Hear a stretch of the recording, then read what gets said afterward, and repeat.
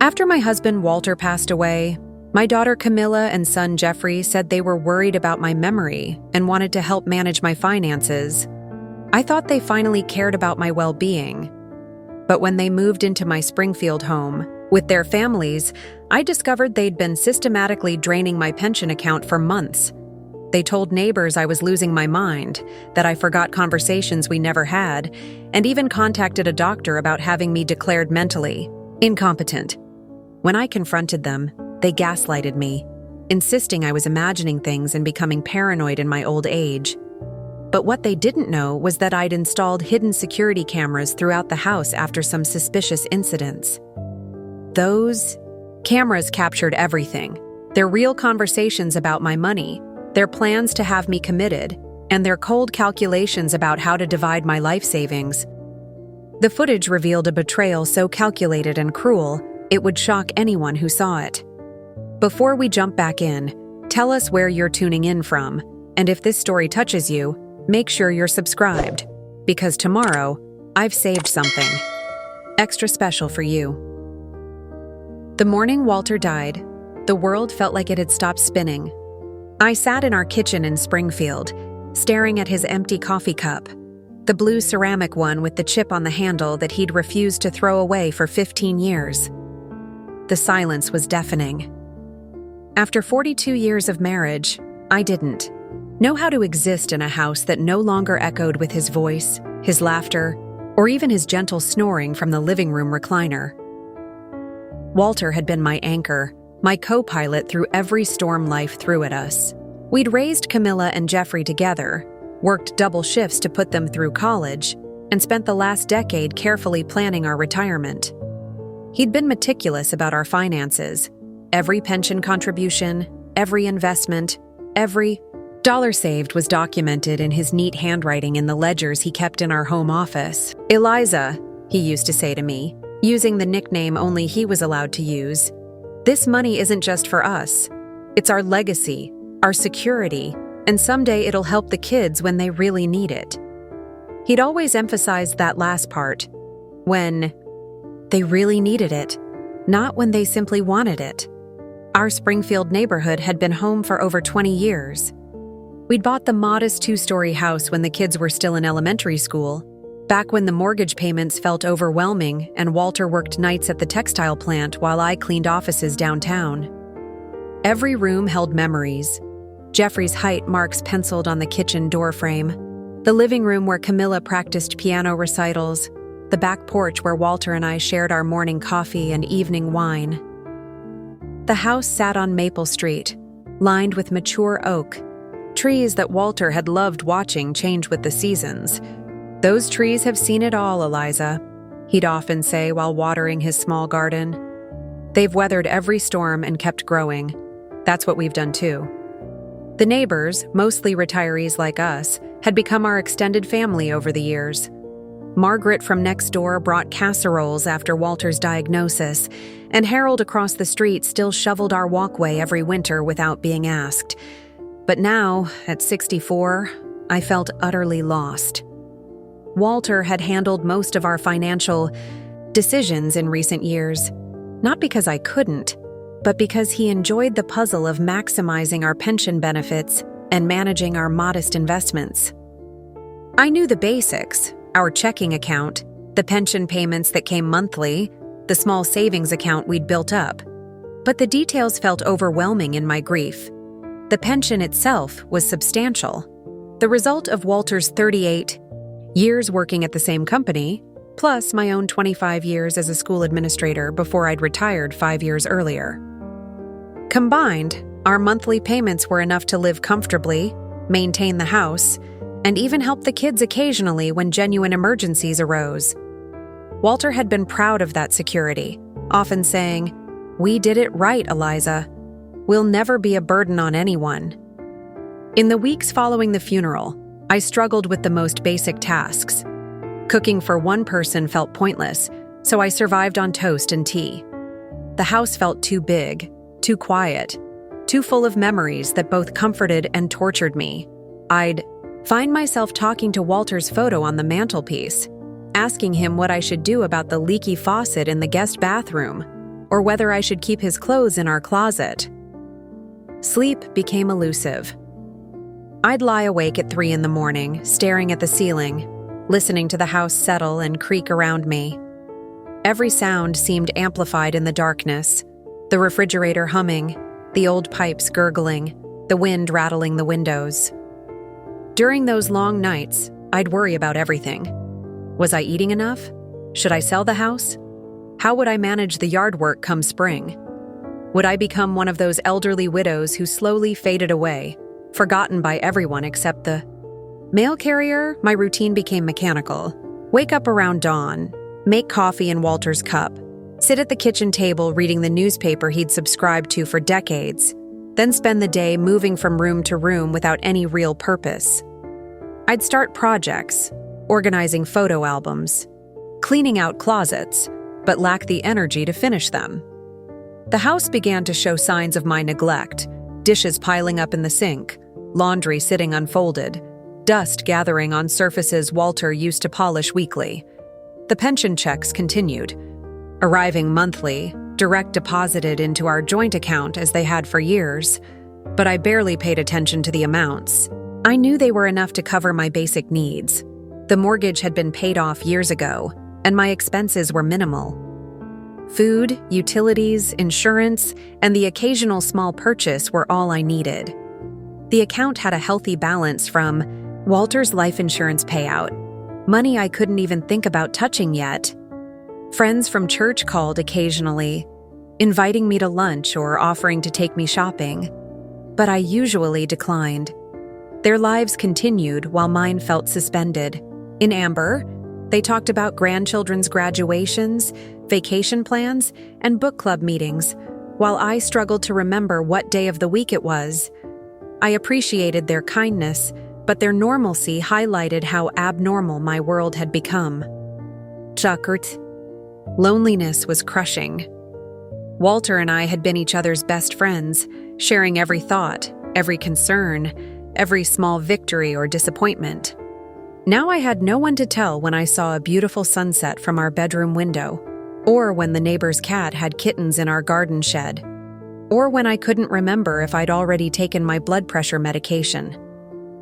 This was the state Camila and Jeffrey found me in when they finally came to visit, 3 weeks after their father's funeral. Vulnerable, isolated, overwhelmed, and desperately missing the partnership that had defined my adult life. I was exactly what predators look for: someone with assets but lacking confidence, someone grateful for any attention, someone too trusting to question the motives of those who claim to love her. The doorbell rang on a Tuesday afternoon while I was sitting in Walter's recliner, still in my bathrobe at 2 o'clock, staring blankly at a talk show I wasn't really watching. I almost didn't answer. Visitors had become rare, and I'd grown comfortable in my isolation. But the persistent ringing continued, followed by familiar voices calling my name. "Mom? Mom, it's us. Open up." I shuffled to the front door, suddenly, self-conscious about my appearance. Through the peephole, I saw Camila and Jeffrey standing on my porch, both dressed professionally and wearing expressions of concern that seemed almost theatrical in their intensity. Behind them stood Jeffrey's wife Aria and their teenage daughter Luna, along with Camila's husband Douglas and their twin boys, who looked to be about 12. I opened the door, immediately overwhelmed by the crowd of people and the chaos of voices that followed. "Oh my God, Mom, look at you," Camila said, pushing past me into the hallway. She was perfectly put together as always. Her auburn hair styled in loose waves, wearing a cream-colored blazer over dark jeans, and carrying a designer purse that probably cost more than my monthly grocery budget. "When's the last time you showered? This house smells musty." Jeffrey followed close behind, his tall frame filling the doorway as he surveyed the living room with obvious disapproval. At 36, he'd inherited Walter's height and broad shoulders, but none of his warmth. His dark hair was slicked back, and he wore an expensive-looking navy suit that made him look more like a banker than the insurance salesman he actually was. "We've been worried sick about you," he said, though his tone carried more irritation than worry. "Margaret from next door called Camila yesterday. She said she hasn't seen you leave the house in over a week." Aria, Jeffrey's wife, stepped forward with a smile that didn't reach her eyes. She was a small blonde woman with sharp features and an overly cheerful demeanor that had always struck me as artificial. "Elizabeth, honey, we brought the whole family because we wanted to have a serious conversation about your situation here." The twins, I could never tell them apart, immediately started exploring the house like they owned it, touching picture frames and opening cabinets while their parents made no effort to stop them. Luna, Jeffrey's 17-year-old, collapsed dramatically onto the couch and immediately pulled out her phone, scrolling through social media while the adults talked around her. "What situation?" I asked, suddenly feeling defensive and confused by their invasion of my quiet space. Camila exchanged a meaningful look with Jeffrey before taking my hands in hers. Her grip was firm, almost controlling. "Mom, Dad's been gone for almost a month now, and you're clearly not coping well. Look at this place. It's a mess. You're a mess. We can't just stand by and watch you deteriorate." I glanced around the living room, seeing it through their eyes for the first time in weeks. There were dishes on the coffee table, magazines scattered across surfaces, and a basket of unfolded laundry sitting on Walter's chair. It wasn't filthy, but it certainly wasn't the spotless home I'd maintained for decades. Preparing and narrating this story took us a lot of time, so if you are enjoying it, subscribe to our channel. It means a lot to us. Now back to the story. "I've been grieving," I said quietly. "It's only been 3 weeks since the funeral." "3 weeks is long enough to wallow," Jeffrey said bluntly. "Dad wouldn't want you living like this. He'd want you to pull yourself together and start making smart decisions about your future." Douglas, Camilla's husband, stepped forward then. He was a heavy-set man with thinning brown hair and small, calculating eyes that always seemed to be evaluating the monetary value of everything around him. "Elizabeth, we've been discussing your financial situation, and frankly, we're concerned about your ability to manage such complex arrangements on your own." "What complex arrangements?" I asked, feeling increasingly confused and overwhelmed by their rapid-fire concerns and criticisms. Camila pulled out a manila folder from her purse and spread several papers across the coffee table, pushing aside my teacup and the book I'd been trying to read. "Your pension payments, Dad's life insurance payout, the investment accounts, property taxes, insurance policies. There are dozens of financial obligations that require attention, and you've clearly been neglecting them." I stared at the papers, recognizing some as documents from Walter's filing cabinet, but confused about how they'd obtained them. "I haven't been neglecting anything. The pension comes automatically, the bills are on autopay, and—" "Mom," Jeffrey interrupted, his voice taking on the patronizing tone he'd used with me since adolescence. "When's the last time you balanced your checkbook? Do you even know how much money is in your accounts right now? Have you reviewed your investment portfolio since Dad died?" The truth was, I didn't know the exact figures. Walter had handled the details, and I'd been too overwhelmed with grief to pay attention to anything beyond my basic daily needs. But admitting that felt like confirming their accusations of incompetence. "We want to help," Aria said, settling beside me on the couch with false sympathy. "Jeffrey has experience with financial planning through his insurance work, and Douglas has connections with investment advisors who could review your portfolio." Camila nodded enthusiastically. "And I could move in temporarily to help you get back on your feet.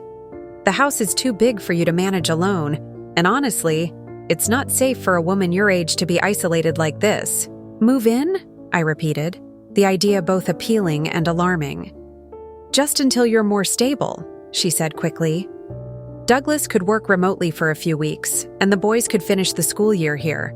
The Springfield schools are actually better than where we're living now in Millbrook." Jeffrey leaned forward, his expression serious. "The reality is, Mom, you're entering a vulnerable phase of life. Elderly people, especially those dealing with grief and isolation, are prime targets. for financial scams, medical emergencies, and poor decision-making. We've seen it happen to friends' parents.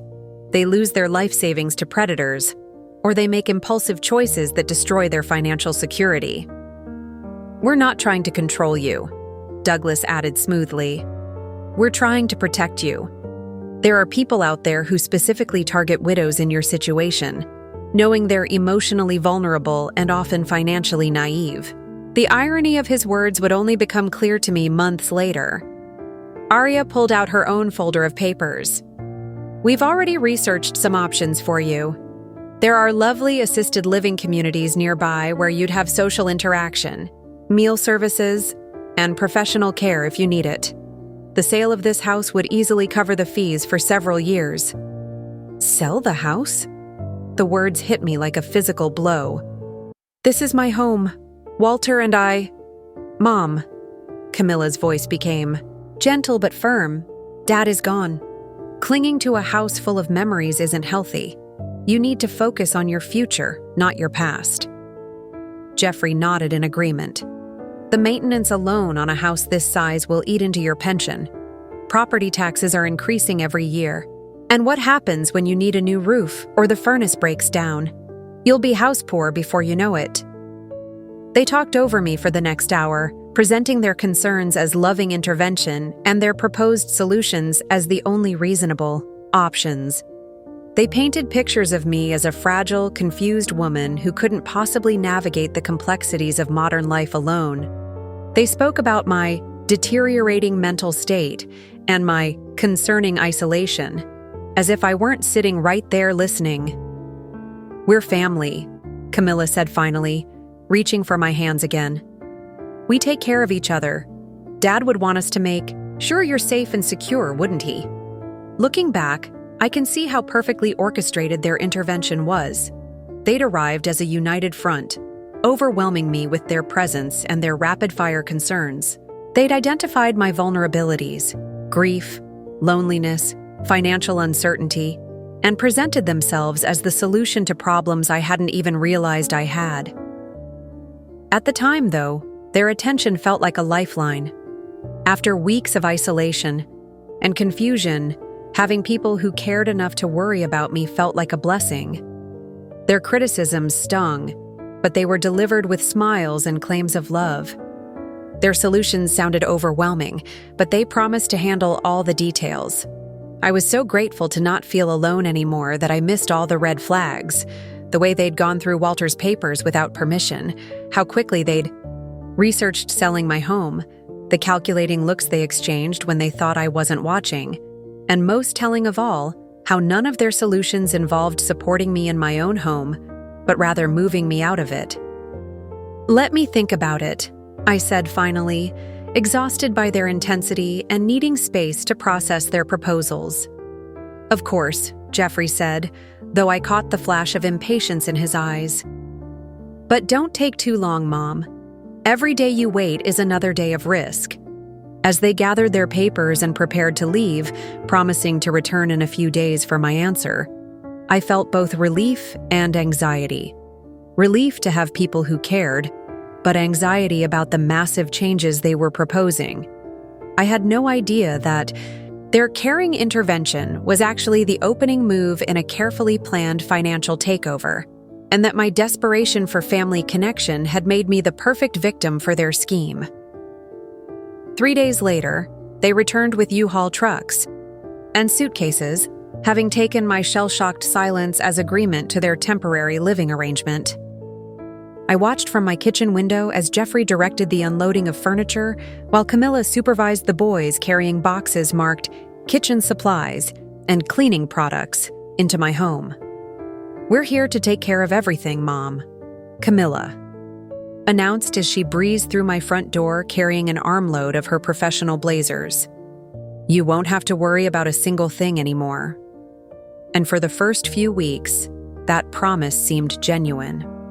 The transformation of my quiet, grief-stricken house into a bustling family home was immediate and overwhelming, but also oddly comforting.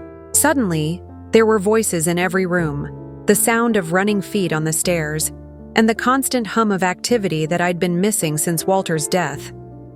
The silence that had been crushing me was replaced with the chaos of daily life. Luna, practicing violin in the living room, the twins arguing over video games in the basement, and Arya cooking elaborate dinners that filled the house with delicious aromas I hadn't smelled in months. Camila threw herself into organizing my life with impressive efficiency. She cleaned out my refrigerator, tossing expired condiments and wilted vegetables I'd forgotten about, then restocked it with fresh produce and healthy meal options. She sorted through the piles of mail I'd been ignoring, creating neat stacks of bills, insurance documents, and pension statements on the kitchen counter. "Look at this mess," she said, not unkindly, as she organized months of unopened statements. "Mom, you could have missed important deadlines or payment due dates. Thank God we're here now." She established routines that gave structure to my shapeless days. Every morning at 8 o'clock, she'd bring me coffee in bed. Real coffee, not the instant powder I'd been surviving on, along with a small plate of toast and jam. She'd sit on the edge of my bed and chat about the day's plans, asking about my sleep and whether I was taking my blood pressure medication regularly. "Douglas is going to review your investment portfolio today," she'd say, or "Jeffrey wants to sit down with you after dinner to go over your monthly budget." These conversations felt caring, like having a personal secretary devoted to organizing my complicated life. Jeffrey proved surprisingly helpful with practical matters I'd been avoiding. He fixed the leaky faucet in the guest bathroom that had been dripping for weeks, replaced 3 burned-out light bulbs I couldn't reach, and even cleaned out my car and filled it with gas. When the insurance company called with questions about Walter's life insurance claim, Jeffrey handled the entire conversation, speaking with authority about beneficiary designations and payout schedules. "I deal with this stuff all day at work," he told me afterward. "No point in you getting stressed about technical details when I can handle it for you." Douglas took charge of what he called my financial portfolio review, spending hours at Walter's old desk in the home office, surrounded by bank statements, investment reports, and pension documentation. He created spreadsheets on his laptop, tracking my income and expenses with meticulous detail that impressed me. "Elizabeth, your financial situation is actually quite good," he announced after his first week of analysis. "Walter did an excellent job building your retirement security, but there are definitely some optimization opportunities we should explore."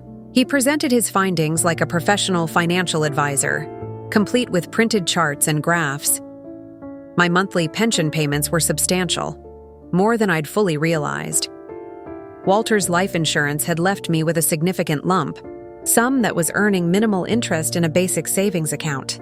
There were old investment accounts I'd forgotten about, certificates of deposit that had matured and were sitting idle, and even a small inheritance from my mother that Walter had invested years ago.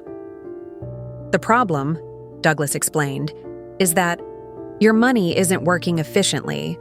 You're losing thousands of dollars every year to inflation and missed investment opportunities." Arya contributed her own form of care, taking over the household management with enthusiasm that bordered on aggressive helpfulness. She reorganized my kitchen cabinets, rearranged my living room furniture for better flow, and established cleaning schedules that ensured every surface sparkled daily. She cooked nutritious meals and insisted I eat regular portions, often sitting with me to make sure I finished everything on my plate. "You've lost weight since Walter died," she observed, cutting my chicken into smaller pieces like I was an elderly patient. "We need to build your strength back up." Even the grandchildren seemed to bring positive energy to the house. Luna, despite her teenage attitude, would occasionally sit with me in the evenings and show me photos on her phone from school events or text conversations with her friends. The twins, though loud and messy, filled the house with laughter and games that reminded me of when Jeffrey and Camila were young. "Grandma, want to see my Pokemon collection?" one of them asked, dumping hundreds of colorful cards across my dining room table. For an hour, he patiently explained the intricate rules and strategies while I pretended to understand, just enjoying his animated enthusiasm. The family dinners were particularly healing. after months of eating alone or not eating at all. Sitting around my dining room table with multiple generations sharing stories about their days felt like a return to normalcy. Camila would ask about my childhood memories. Jeffrey would share funny stories from his insurance office. And even Douglas would contribute dry observations about the neighbors or local news that made everyone laugh. "This is what Dad would have wanted," Camila said one evening as we cleared dishes together. "He worried so much about you being alone. He'd be so happy to see you surrounded by family again." They handled all the tasks that had been overwhelming me. Jeffrey took my car for its overdue oil change and inspection. Camila scheduled doctor appointments I'd been postponing and accompanied me to make sure I asked the right questions. Douglas dealt with a property tax question that had been confusing me for weeks, making phone calls and filling out forms while I sat nearby, grateful for his expertise. "You don't need to worry about any of this stuff anymore," he assured me. "That's what family is for."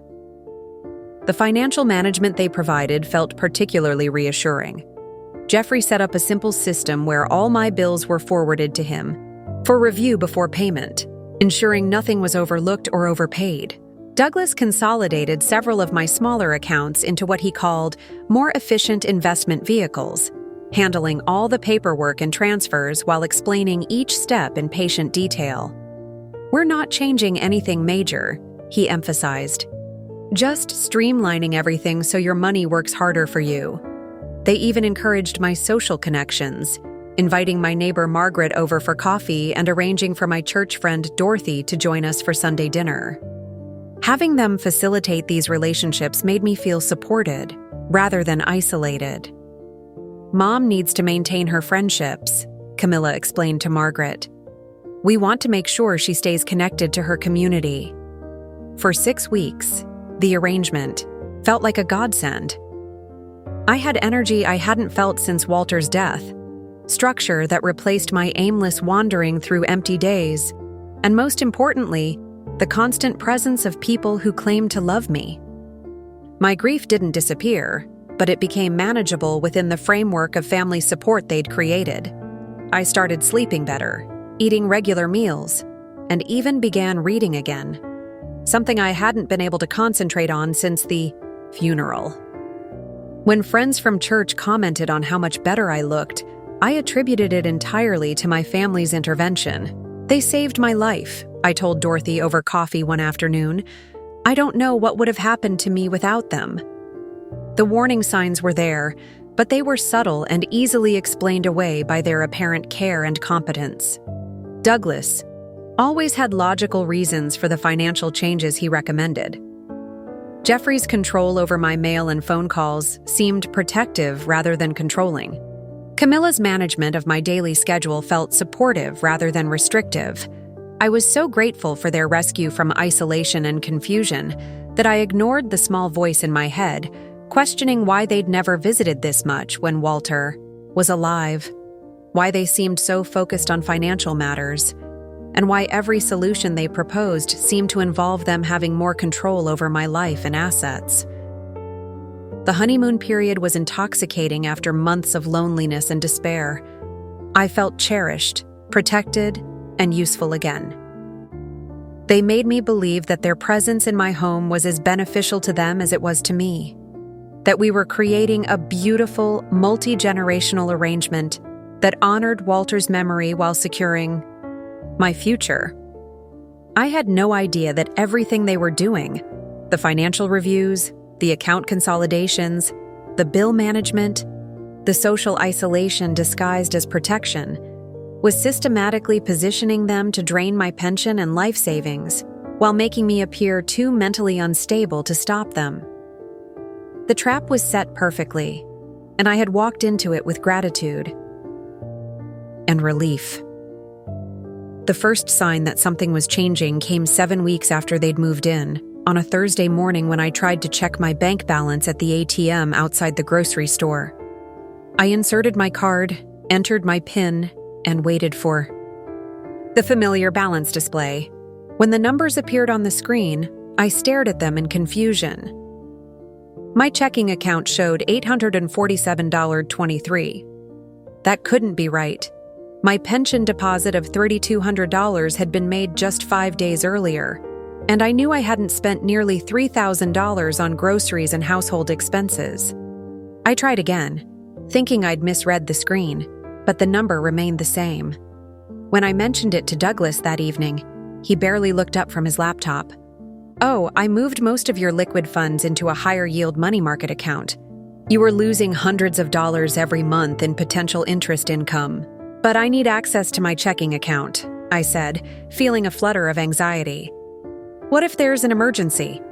"Elizabeth, relax," he said with a patient smile. "I can transfer money back anytime you need it. Just let me know. This way, your money is actually working for you instead of sitting idle." It sounded reasonable, but something about having only $847 accessible bothered me. I'd always kept several $1,000s in checking for peace of mind, a habit Walter and I had maintained throughout our marriage. When I mentioned this to Camila, she laughed it off. "Mom, that's old-fashioned thinking. People our age understand modern financial management. You're earning 12 times more interest now than you were before." The second incident happened the following week when my friend Dorothy called to invite me to lunch at our usual restaurant in downtown Springfield. I accepted eagerly. It had been months since I'd had lunch out with a friend.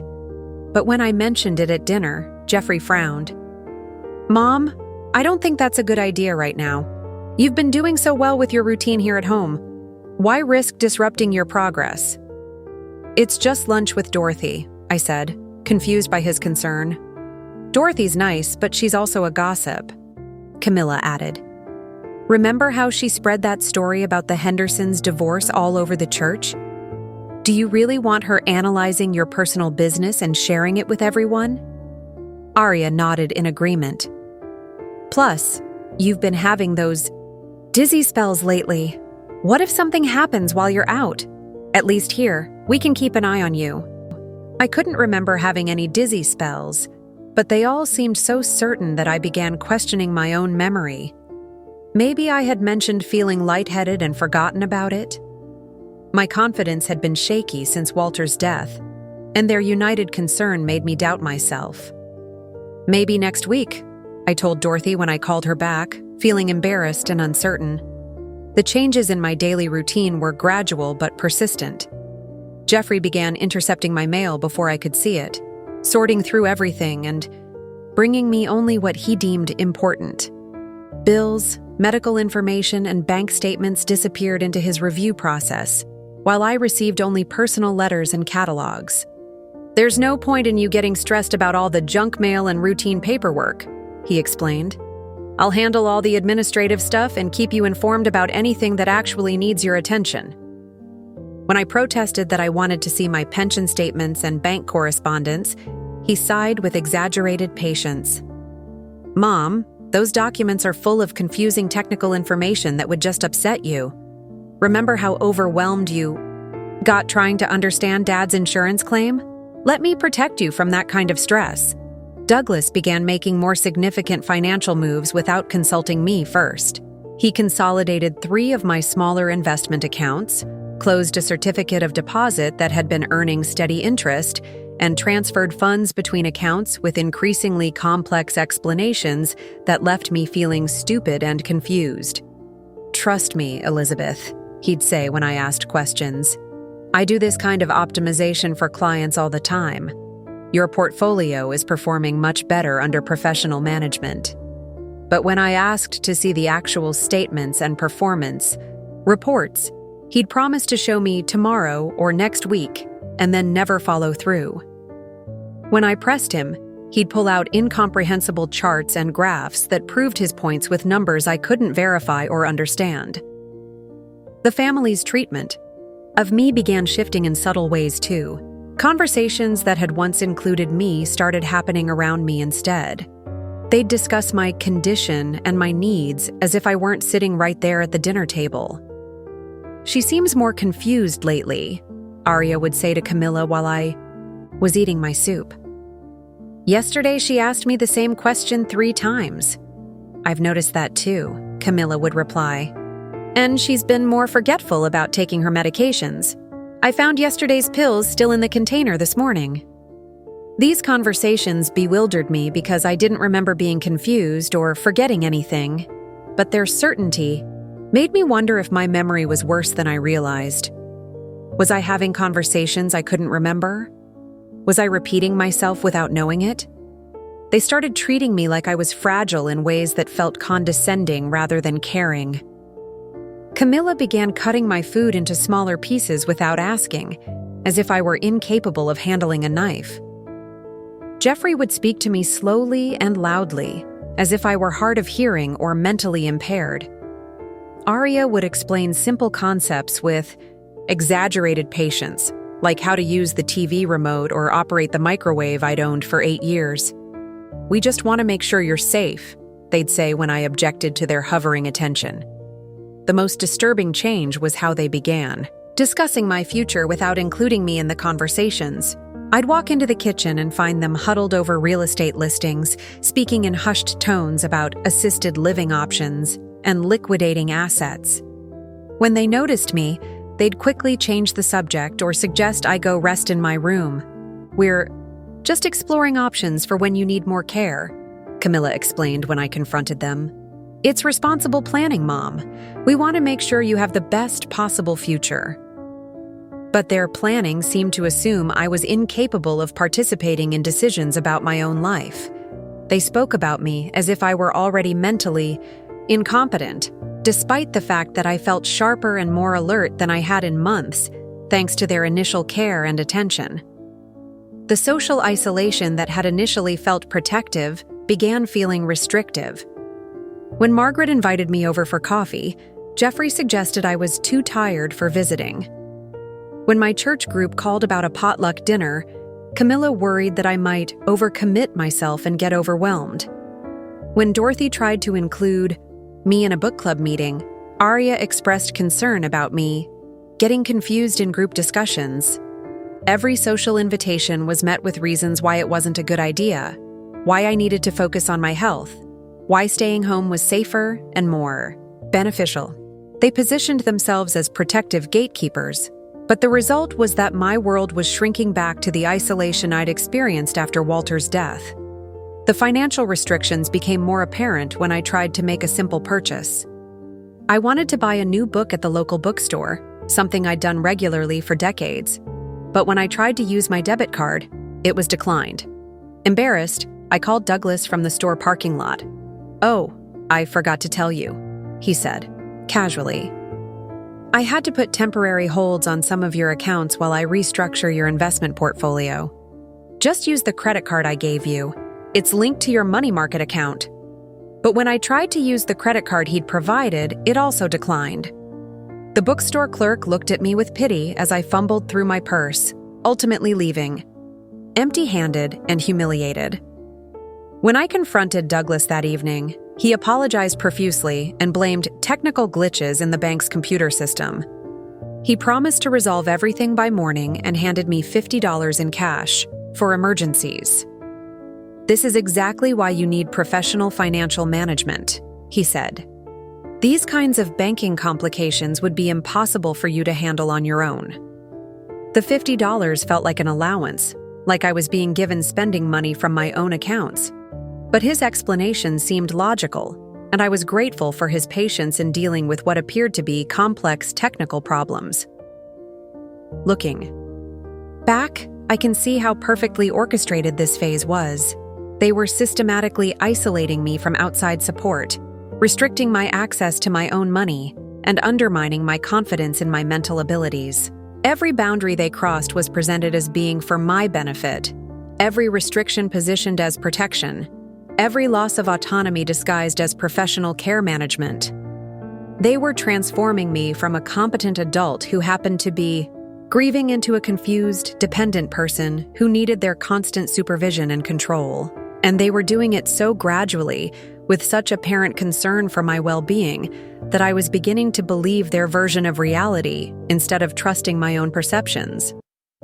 The most insidious part was how they made me grateful for the very restrictions that were imprisoning me, convinced that their increasing control over my life was evidence of their love rather than their greed.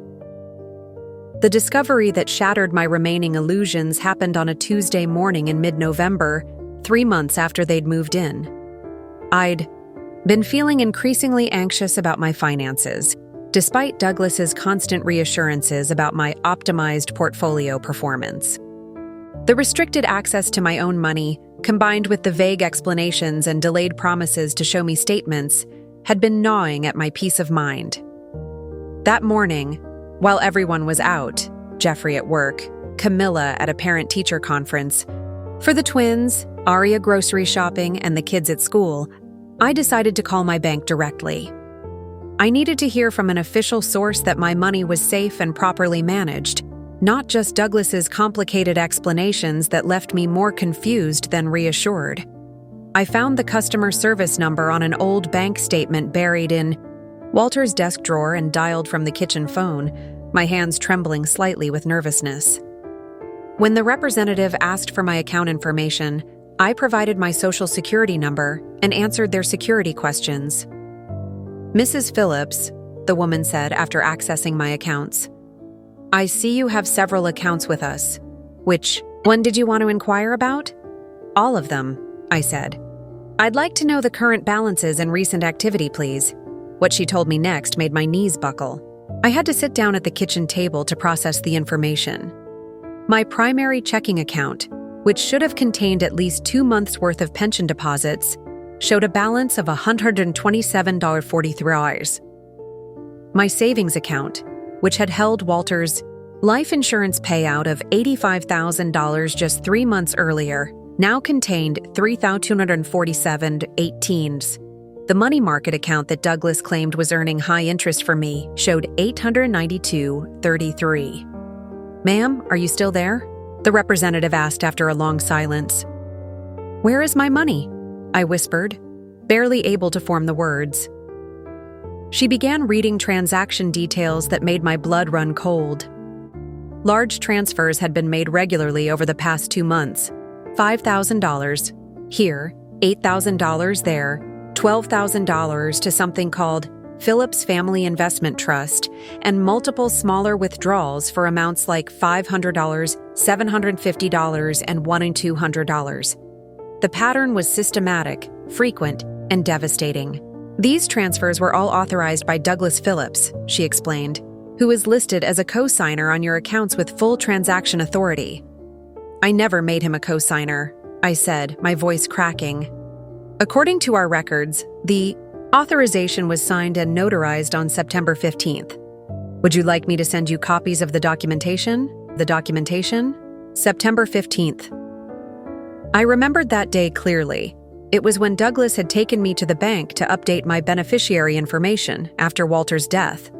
He'd presented me with several forms to sign, explaining each one as routine estate planning, paperwork. I'd trusted him completely, signing where he indicated without reading the fine print. "Yes," I managed to say. "Please send me everything."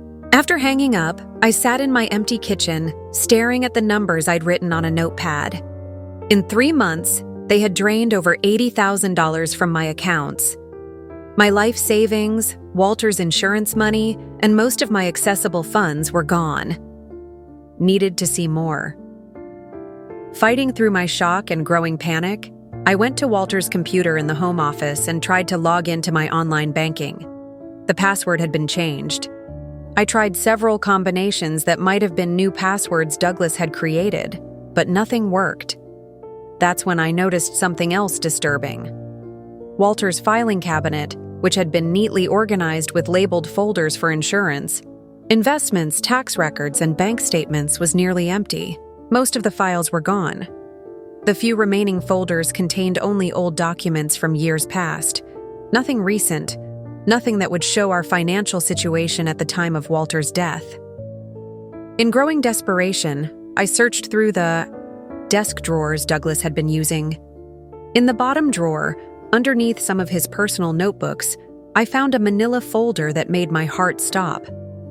Inside were photocopies of documents I'd never seen before.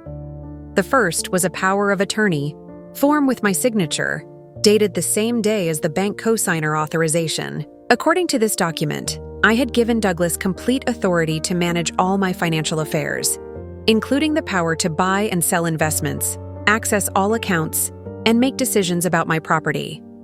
I had never signed such a document, knowingly. The next papers were even more shocking. There was a preliminary agreement with a real estate company to list my house for sale, complete with a suggested asking price of $340,000. A property appraisal had been conducted without my knowledge, and there were notes about optimal timing for market placement. But the most devastating discovery was a handwritten note in Jeffrey's familiar scrawl. Mom's pension, $3,200 month. Life insurance, $85K, transferred. Savings, $23K, liquidated. House equity, $340K. Timeline, establish incompetency by January. Complete transfer by March. Below that, in Camila's handwriting, Dr. Peterson appointment scheduled for mental evaluation. Aria documenting confused episodes. Need more evidence of cognitive decline before filing. I stared at that note until the words blurred through my tears. They weren't just stealing my money. They were planning to have me declared mentally incompetent so they could take everything. The confused episodes Aria had been documenting weren't real. They were fabricated evidence for their plan to strip me of my legal rights. My hands shaking, I continued reading through the folder. There were printed emails between Jeffrey and someone named Dr. Harrison Peterson about cognitive assessment, procedures for elderly patients with suspected dementia. Camila had been corresponding with a lawyer about guardianship proceedings for incapacitated seniors. The most chilling document was a detailed timeline Douglas had created. Phase 1. Establish financial control and document behavioral concerns. Complete. Phase 2. Restrict social contacts and create dependency. In progress. Phase 3. Medical evaluation and competency hearing. Scheduled. Phase 4. Complete asset transfer and placement decision. Target, March. Under placement decision, he had written, Shady Oaks Manor, $4,200 month, with a note that this cost would consume remaining pension income, ensuring no excess funds. They had researched the cheapest nursing home they could find and calculated exactly how to use my own pension to pay for my imprisonment there, while they divided up my life savings and sold my home. I photographed every document with Walter's old digital camera, my hands trembling as I tried to capture the evidence of their betrayal. Then I carefully replaced everything exactly as I'd found it and closed the drawer. The sound of the garage door opening sent me scrambling back to the kitchen, where I pretended to be making tea. Douglas walked in carrying grocery bags, greeting me with the same warm smile he'd worn for months while systematically robbing me. "How are you feeling today, Elizabeth?" he asked, setting down the bags and beginning to unpack them. "You look a little pale. Are you getting enough rest?" I wanted to scream at him, to demand answers about my missing money and their evil plans. But something stopped me. Perhaps survival instinct, perhaps the remnants of strategic thinking that Walter had always admired in me. If I confronted them now, they might accelerate their timeline or find ways to hide the evidence. I needed time to plan, to seek help, to protect myself. "I'm fine," I said, surprised by how normal my voice sounded. "Just a little tired." "Well, make sure you take your afternoon nap," he said, his tone dripping with false concern. "Camila was just saying yesterday how important it is for you to maintain your rest schedule. We don't want you getting overtired and having another one of those confused spells." Another fabricated confused spell, I thought, watching him arrange groceries with the casual ease of someone who believed their victim was completely helpless. That evening at dinner, I observed my family with new eyes. Every concerned comment about my health was really documentation for their incompetency case. Every restriction on my activities was designed to isolate me from potential help. Every patronizing explanation about my finances was cover for ongoing theft. Camila mentioned that she'd made an appointment for me with a wonderful doctor who specializes in memory issues in older adults. "It's just a routine checkup," she assured me. "Dr. Peterson comes highly recommended, and it's important to stay on top of cognitive health at your age." Dr. Peterson, the same name from the emails in Douglas's folder. Jeffrey added that he'd been reviewing my legal documents and thought we should update some things to make sure everything is current. More documents for me to sign without reading, giving them additional control over my life and assets. As I sat at my own dining room table, surrounded by people who were systematically destroying my life while pretending to care for me, I felt a cold clarity settle over me. The grief and confusion that had made me vulnerable were being replaced by something sharper and more dangerous. The fury of a woman who had been underestimated by people who mistook kindness for weakness. They thought they were dealing with a helpless, confused widow who would gratefully sign away her rights and accept whatever fate they chose for her. They had no idea they were actually dealing with a woman who had spent 25 years as a school administrator, managing budgets, handling crises, and dealing with people who underestimated her intelligence. I had been Walter's partner, not his dependent. I had raised two ungrateful offspring who apparently learned nothing about integrity or loyalty from their upbringing. And I had survived 64 years on this earth, including the recent loss of my life partner, without losing my capacity for strategic thinking. They wanted to play games with my money and my future. They were about to discover that this particular elderly widow still had some fight left in her. But first, I needed allies, evidence, and a plan, and I knew exactly where to start. The next morning, I waited until the house emptied for the daily routine. Jeffrey to his insurance office, Camila taking the twins to school, Aria heading to her part-time job at the dental office, and Luna leaving for high school. Douglas typically worked from his office, my husband's former sanctuary, until mid-morning, but I knew he had a client meeting scheduled at 10 o'clock. Once I was certain he'd left, I walked next door to Margaret's house. My hands were shaking as I knocked on her familiar green door, clutching a manila envelope containing the photos I'd taken of the incriminating documents. Margaret Henderson had been my neighbor for 18 years. A retired social worker who'd spent her career dealing with elder abuse cases, she possessed both the professional knowledge and personal wisdom I desperately needed. At 71, she was sharp as a tack, with silver hair she wore in a practical bob and eyes that missed nothing happening on our quiet street. "Elizabeth," she said, opening the door with a warm smile that quickly faded when she saw my expression. "Good heavens, what's wrong? You look like you've seen a ghost." "I think I have," I said, my voice barely above a whisper. "Margaret, I need your help. Something terrible is happening and I don't know who else to trust." She immediately ushered me into her living room, settling me on her comfortable floral sofa with a cup of strong coffee, before sitting across from me with the focused attention I remembered from our many conversations about neighborhood concerns over the years. "Take your time," she said gently. "Tell me everything." I started from the beginning: Walter's death, my vulnerable state, the family's sudden concern and moving in, the gradual changes that had seemed caring but now appeared sinister. As I talked, Margaret's expression grew increasingly grim, her professional instincts clearly recognizing patterns I'd been too trusting to see. When I showed her the photographs of the documents I'd discovered, her face went pale. "Oh, Elizabeth," she breathed, studying the timeline Douglas had created. "This is one of the most systematic elder abuse schemes I've ever seen. And I've seen plenty in my 40 years of social work." Elder abuse? The term hit me like a physical blow. I'd heard about such things happening to other people, but never imagined it could happen to me. "Financial exploitation of vulnerable seniors is more common than you'd think," Margaret explained, her voice taking on the professional tone I'd heard her use when discussing difficult cases with other neighbors. "Family members are actually the most frequent perpetrators because they have access, trust, and knowledge of their victims' assets." She continued examining the documents, occasionally making soft sounds of disgust.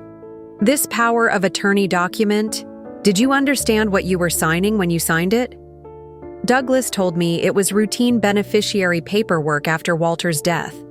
He said all widows needed to update their estate documents.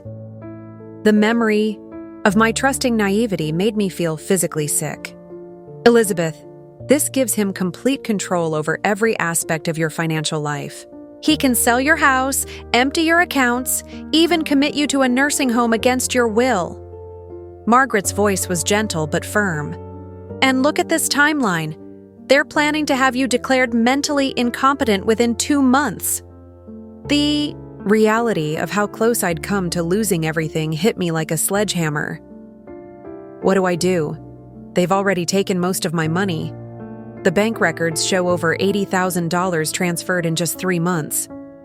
Margaret was quiet for a moment, clearly thinking through options with her professional experience. First, you need to understand that this isn't your fault. Grief makes everyone vulnerable, and they exploited that vulnerability with calculated precision. Second, you need to know that there are legal remedies available, but we need to act quickly and carefully. She stood up and retrieved a notepad from her kitchen, returning with the organized efficiency of someone who'd handled crisis situations throughout her career. Here's what we're going to do, she said, beginning to write. Step 1, we document everything. You've already started that with these photographs, but we need more. Step 2, we get you immediate legal representation from someone who specializes in elder abuse cases. Step 3, we secure your remaining assets before they can take anything else.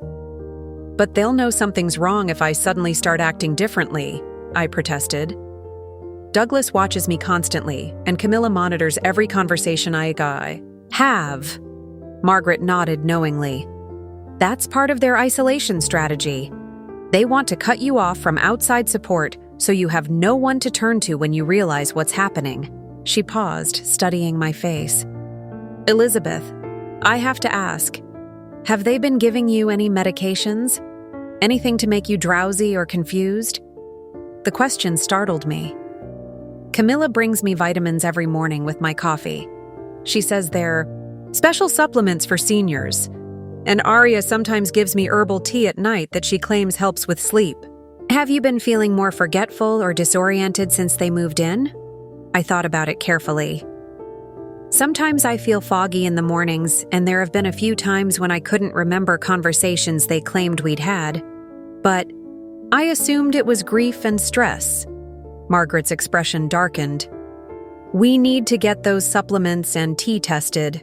Chemical sedation is another common tactic in these schemes. It makes the victim appear confused and validates claims of mental incapacity. The idea that they might have been drugging me added another layer of violation to an already overwhelming situation. How could people I'd raised and loved be capable of such calculated cruelty?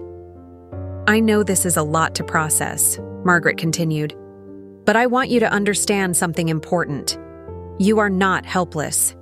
You discovered their plan before they could complete it, which means we have time to fight back. She reached across and took my hands in hers. Elizabeth, I've worked with hundreds of families dealing with abuse situations. The victims who recover best are the ones who refuse to see themselves as victims. You're a strong, intelligent woman who happened to be vulnerable at the wrong time with the wrong people. That doesn't make you weak. It makes you human, her. Words brought tears I'd been holding back for days. For months, I'd been questioning my own judgment, my memory, my capacity to manage my own life.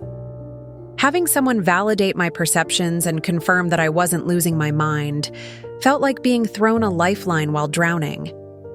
Now, Margaret said, returning to practical matters, we need to be strategic about this. They can't know that you've discovered their plan until we have legal protection in place. Can you continue acting normally for a few more days while we set things up? The thought of sitting at dinner with them, pretending everything was fine while knowing they were systematically destroying my life, seemed almost impossible. But I thought about Walter, about the life we'd built together, about the legacy they were trying to steal from me. Yes, I said, surprised by the strength in my own voice. I can do that. Margaret smiled approvingly. Good. I'm going to make some calls this afternoon. I know an attorney who specializes in exactly these kinds of cases, Patricia Vega. She's helped several people in our community recover from family financial abuse. I also have contacts at Adult Protective Services who can expedite investigations when there's clear evidence of ongoing exploitation. She continued writing notes and action items. We'll also need to get you a complete medical evaluation from an independent doctor to document your actual mental state, not the fabricated confusion they've been claiming. And we should consider having your remaining assets frozen to prevent further theft while the legal case is pending. What about my house? I asked. They have papers showing they're planning to sell it. They can't sell property without your signature, even with power of attorney, if you're mentally competent. And Patricia will file an emergency injunction to prevent any asset transfers while the case is investigated. For the first time in months, I felt hope. Not just hope for recovering my money, but hope for reclaiming my dignity and independence. Margaret's professional knowledge combined with her personal care was exactly what I needed. Someone who understood both the legal complexities and the emotional devastation of family betrayal. Margaret, I said as we finalized our plans, why are you helping me like this? You barely know me compared to some of your other neighbors. She looked at me with the kind of direct honesty that comes from decades of dealing with difficult truths. Because I've seen what happens when good people have nowhere to turn. Family abuse is particularly devastating because it destroys trust in the people who should love you most. She paused. And because Walter was a good man who loved you deeply, he'd want someone to stand up for you when you couldn't stand up for yourself. As I walked back to my house, clutching Margaret's contact information and feeling steadier than I had in months, I realized that my family's biggest mistake hadn't been underestimating my intelligence or my resources. Their biggest mistake had been assuming that grief had made me completely alone in the world. They were about to discover just how wrong they were. Margaret worked with impressive efficiency. By Thursday afternoon, just 2 days after our conversation, she had arranged a meeting with attorney Patricia Vega for the following Monday morning. She'd also contacted Adult Protective Services and scheduled an independent medical evaluation with Dr. Sarah Chen, a geriatrician who specialized in cognitive assessments and had experience testifying in elder abuse cases. The key, Margaret explained during our second meeting in her living room, is building an airtight case before they realize what's happening. Once they know you're fighting back, they'll either accelerate their timeline or start destroying evidence.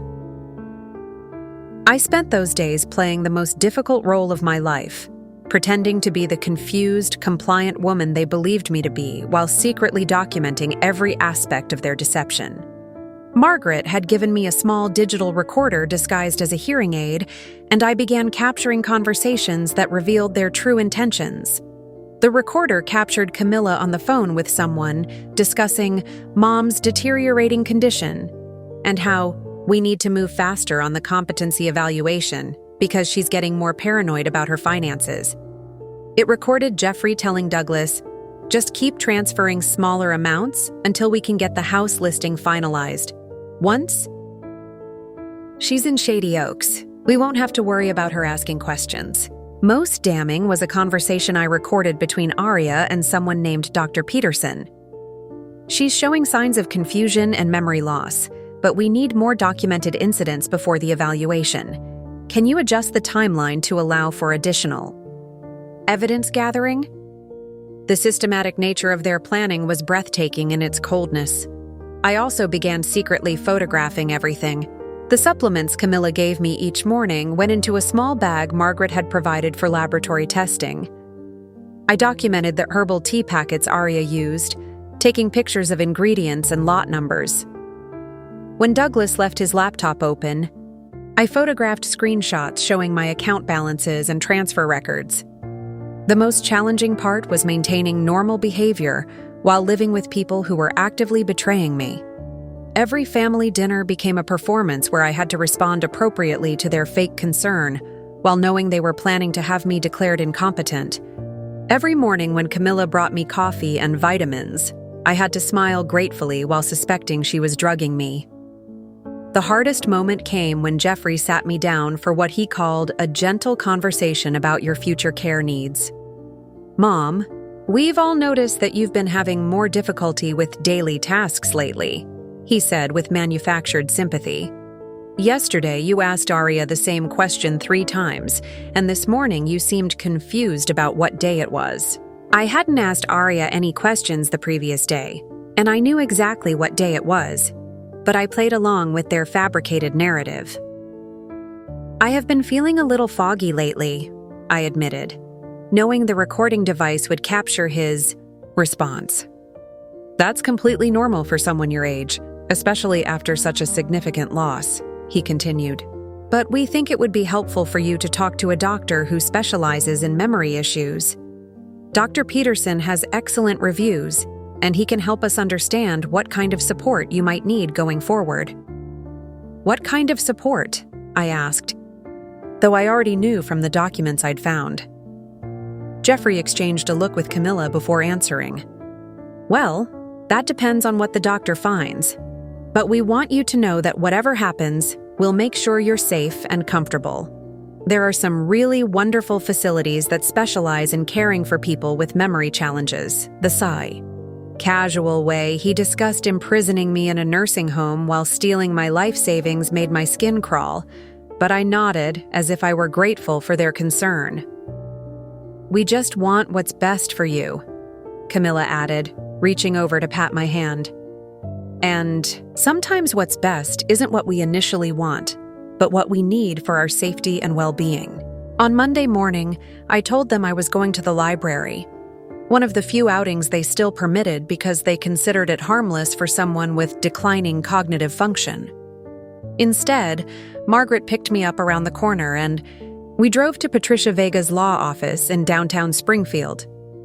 Patricia Vega was a woman in her early 50s with graying brown hair, sharp green eyes, and the kind of direct manner that immediately inspired confidence. Her office walls were lined with certificates and awards related to elder law and financial abuse cases, and she listened to my story with the focused attention of someone who'd heard similar tales too many times. "Mrs. Phillips," she said after, reviewing all my evidence, "this is one of the most thoroughly documented elder abuse cases I've encountered. Your family has essentially written their own indictment with these planning documents and recorded conversations." She spread the photographs of Douglas's timeline across her desk. "This shows clear premeditation and conspiracy to defraud you of your assets while having you declared incompetent through fabricated medical evidence. The systematic financial transfers, the forged power of attorney, the planned medical evaluation. With a compromised doctor, this isn't opportunistic theft, this is organized crime. What can we do?" I asked, still hardly believing that my own offspring could be classified as criminals. "Several things, and we need to do them quickly," Patricia replied, pulling out a legal pad and beginning to write. "First, I'm filing an emergency petition to freeze all your remaining assets and revoke the fraudulent power of attorney. Second, I'm requesting an immediate investigation by Adult Protective Services and the District Attorney's Office for financial elder abuse.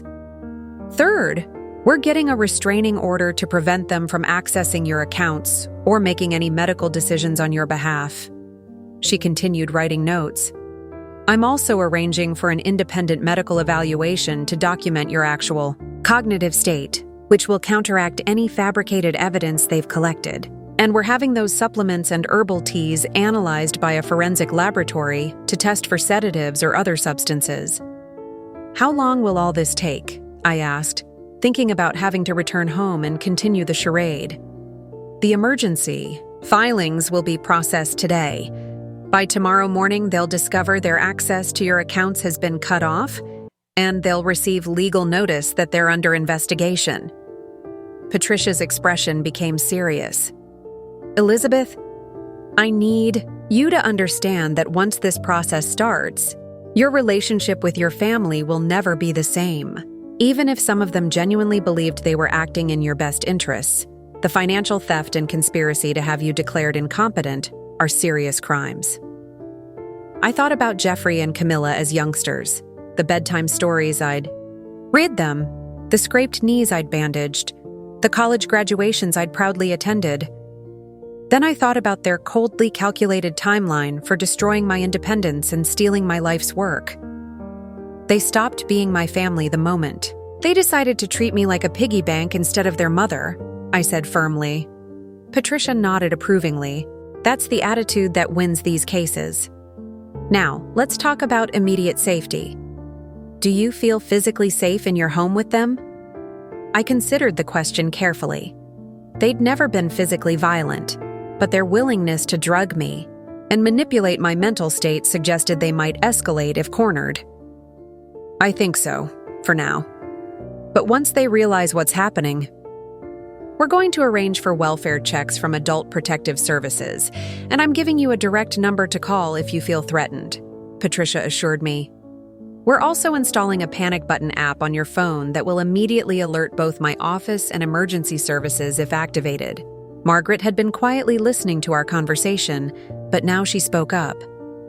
Patricia, what about the house? They have real estate appraisals and selling plans. The emergency injunction will prevent any property transfers, Patricia replied. But Elizabeth, I recommend having the locks changed immediately after they're served with legal papers. Your house is your property, and you have every right to control who has access to it. We spent another hour going over details, evidence preservation, communication protocols, financial account security, and timeline expectations. Patricia's thoroughness and professional competence were reassuring, but the magnitude of the legal battle ahead was overwhelming. One more thing, Patricia said as we prepared to leave. I want you to know that recovery is possible. I've helped clients recover hundreds of thousands of dollars in similar cases. Your family made the mistake of leaving a clear paper trail of their crimes. That evidence will not only help you recover your money, but will also ensure they face appropriate consequences for what they've done to you. As Margaret drove me back to the neighborhood, I felt a mixture of anticipation and dread. Tomorrow, the careful facade they'd maintained for months would crumble. Tomorrow, they'd discover that the confused, helpless woman they'd been manipulating was actually a strategic adversary who'd been building a case against them. Are you ready for this? Margaret asked as we turned onto Maple Street. I looked at my house, the home Walter and I had built together, where we'd raised our family and planned to spend our retirement years. These people had invaded it, violated it, and planned to sell it out from under me while keeping me drugged in a nursing home. I've been ready since the moment I found that timeline, I replied. They wanted to play games with a helpless old woman. Tomorrow they'll discover they were actually playing with someone who spent 64 years learning how to fight for what matters. The legal machinery was in motion. The evidence was documented. The allies were in place. It was time to take my life back. The confrontation I'd been dreading and anticipating arrived at 9:47 a.m. on a Tuesday morning, exactly 1 week after my meeting with Patricia Vega. I was sitting at my kitchen table, pretending to read the newspaper while actually listening for the sound of the process server's car in my driveway. Douglas was in Walter's former office, conducting what he believed was another routine morning of managing my stolen money. Jeffrey had called in sick to work, suspicious in itself, and was pacing around the house with obvious nervous energy. Camila was upstairs getting dressed for what she'd mentioned was an important appointment, which I suspected was related to accelerating their competency timeline. The doorbell rang with the authoritative tone of official business. Through the front window, I could see a uniformed woman holding a clipboard and manila envelope. My heart pounded as Jeffrey answered the door, his casual smile quickly fading as she identified herself as a court-appointed process server. I need to speak with Douglas Phillips, Jeffrey Phillips, Camila Harris, and Elizabeth Phillips, she announced in a professional tone that carried throughout the house. What's this about? Jeffrey asked, though his voice already carried the strain of someone who suspected their world was about to collapse. Court documents requiring immediate attention, she replied, Please gather all the named parties. The next few minutes unfolded like a carefully choreographed disaster. Camila came downstairs looking confused and slightly panicked. Douglas emerged from the office with his laptop still in hand, his face pale as he processed what was happening. Arya appeared from the kitchen, holding Luna's hand, both of them sensing the sudden tension without understanding its source. The process server was efficient and thorough. She handed each of them thick envelopes while reading aloud the legal notices they contained: emergency asset freezes, revocation of power of attorney, restraining orders preventing further financial transactions, and formal notification of investigation by Adult Protective Services and the District Attorney's Office for Elder Financial Abuse. You have been served, she concluded, then looked directly at me. Mrs. Phillips, you're also receiving copies of these documents for your records, along with contact information for your legal representation. After she left, the silence in my living room was deafening. All four of them stood holding their envelopes, reading through documents that spelled out their crimes in precise legal language. I remained seated at the kitchen table, no longer pretending to read the newspaper. Douglas was the first to explode. "What the hell is this?" he shouted, waving the papers in my direction. "Elizabeth, what have you done?" I looked up at him calmly. "I protected myself from being robbed and imprisoned by people I trusted." Jeffrey's face went through several color changes as he read through his documents. "Mom, this is insane. These papers are claiming we stole money from you, that we were planning to have you declared incompetent. This is completely accurate," I interrupted, standing up and walking to the counter where I'd placed a folder of my own. "Every word of it is accurate, and I have the evidence to prove it." I pulled out copies of the photographs I'd taken of their planning documents and spread them across the kitchen table. The timeline Douglas had created, the emails about Dr.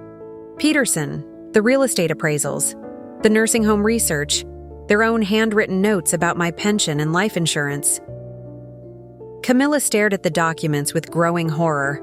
"Mom, where did you get these?" "From Douglas's desk drawer," I replied matter-of-factly. "Right next to his calculations about how much money you've already stolen from my accounts." Douglas lunged toward the table, trying to gather up the photographs, but I calmly moved them out of his reach. "These are copies, Douglas. The originals are already with my attorney, Adult Protective Services, and the District Attorney's Office." The explosion of angry voices that followed was everything I'd expected and more. They shouted over each other, their carefully maintained facades of concern completely abandoned in favor of panic and rage. "You've lost your mind," Jeffrey yelled. "We were trying to help you. Help me into Shady Oaks nursing home while you divided up my house and savings?" I asked quietly. "That's an interesting definition of help." Camila tried a different approach, her voice taking on the manipulative sweetness I now recognized as her trademark. "Mom, you're confused. You're taking normal family financial planning and turning it into some kind of conspiracy theory. We love you. Everything we've done has been for your benefit." I walked over to the counter and picked up the small recording device Margaret had given me. "Would you like to hear what you really think of me, Camila? I have hours of recordings of your real conversations." I pressed play on a conversation from 3 days earlier. Camila's voice filled the kitchen. "The sooner we get the competency hearing scheduled, the sooner we can stop pretending to care about her stupid opinions on everything. I'm tired of acting like she's capable of making decisions when she's obviously losing it." Jeffrey's voice responded, "Just a few more weeks. Once Dr. Peterson signs off on the dementia diagnosis, we can have her committed and liquidate everything. The house alone will net us enough to—" I turned off the recording. The silence that followed was broken only by Arya's sharp intake of breath. "You were recording us?" Douglas asked, his voice barely controlled fury. "I was protecting myself," I replied. "Something I should have done the moment you moved into my house under false pretenses." Jeffrey tried to regain control of the situation, his insurance salesman training kicking in. Mom, even if we made some mistakes in how we communicated about your care, everything we did was legal. The power of attorney was properly signed and notarized. The financial transfers were authorized. You can't just... The power of attorney was obtained through fraud, I interrupted, pulling out another document. I have a statement from the notary public confirming that you told her I was signing routine beneficiary paperwork, not surrendering complete control of my finances to you. I continued, my voice growing stronger with each revelation. I also have bank records showing systematic theft of over $80,000, forged signatures on investment transfers, and documented evidence that you've been giving me sedatives, disguised as vitamins to make me appear confused and justify your competency claims. Arya gasped. Elizabeth, we would never drug you. Those are just standard senior supplements. Then you won't mind that they're being analyzed by a forensic laboratory, I replied. Along with those special herbal teas you've been giving me at bedtime. The room fell silent again as the full scope of their exposure became clear. Douglas was the first to shift tactics, his voice taking on a threatening tone I'd never heard before. Elizabeth, you need to understand something. If you pursue this legal action, you're going to destroy this family. Your grandchildren will grow up knowing their parents are in prison because of their grandmother's paranoid delusions. Is that really what you want? I looked around the room at these people who had shared my home, eaten my food, and systematically betrayed my trust while planning to steal everything Walter and I had built together. You destroyed this family the moment you decided to treat me like a victim instead of your mother, I said quietly. I didn't make you criminals. I just exposed what you already were. Camila tried one last manipulation, tears appearing in her eyes. Mom, please, think about what you're doing. We can work this out as a family. We can return the money, cancel the medical appointments. Forget this whole misunderstanding happened. But if you go through with this legal action, there's no going back. I walked over to the front door and opened it wide. You're absolutely right. There's no going back, which is why I want all of you out of my house by 6 o'clock tonight. You can't kick us out, Jeffrey protested. We live here now. We have rights. You have no rights in my home, I replied firmly. This house belongs to me, and as of today, you're trespassing. If you're not gone by 6 o'clock, I'm calling the police to have you removed. Douglas stepped forward with what I now recognized as his calculated intimidation expression. Elizabeth, you're making a very serious mistake. Without our help, you won't be able to manage this house or your finances. You'll end up alone, confused, and vulnerable to real predators who won't care about you the way we do. I looked him directly in the eyes. Douglas, I've spent the last week managing my finances just fine without your help. In fact, I've managed to hire excellent legal representation, coordinate with law enforcement, and build a case that's going to land all of you in prison. Does that sound like someone who's too confused to take care of herself? The defeat in their faces was complete. Their carefully constructed scheme had crumbled in a single morning, and they were now facing criminal charges, financial ruin, and family disgrace. As they began gathering their belongings with angry mutters and occasional threats, I felt something I hadn't experienced in months: complete control over my own life. The helpless widow they'd planned to exploit was gone forever, replaced by a woman who had learned that sometimes the greatest act of love is refusing to let people destroy you, even when those people are your own family. They didn't leave quietly. By evening, they had packed their belongings with the efficiency of people who'd clearly had contingency plans, but their departure was accompanied by a campaign of retaliation that began before they'd even cleared my driveway. I watched from my kitchen window as Jeffrey loaded the last of their suitcases into 2 rental trucks. Douglas was on his phone, speaking in angry, hushed tones to someone while gesturing aggressively toward my house. Camila sat in the passenger seat of one truck, also on her phone, her voice occasionally rising loud enough for me to hear fragments. completely lost her mind, and dangerous to herself and others. The first wave of their counterattack came within hours. At 8:30 that evening, 2 police officers knocked on my door in response to what they called a welfare check, request from concerned family members. According to their report, Jeffrey had called the police claiming I was experiencing a psychotic episode and had threatened family members with violence while exhibiting signs of severe dementia. Officer Martinez, a middle-aged woman with kind eyes and a professional demeanor, asked if she could come in and talk with me. I invited both officers into my living room, where I had already prepared for exactly this scenario. Mrs. Phillips, Officer Martinez began, we received a call from your son expressing concern about your mental state and allegations that you've made threats against family members. He mentioned that you've been having memory problems and may be dangerous to yourself or others.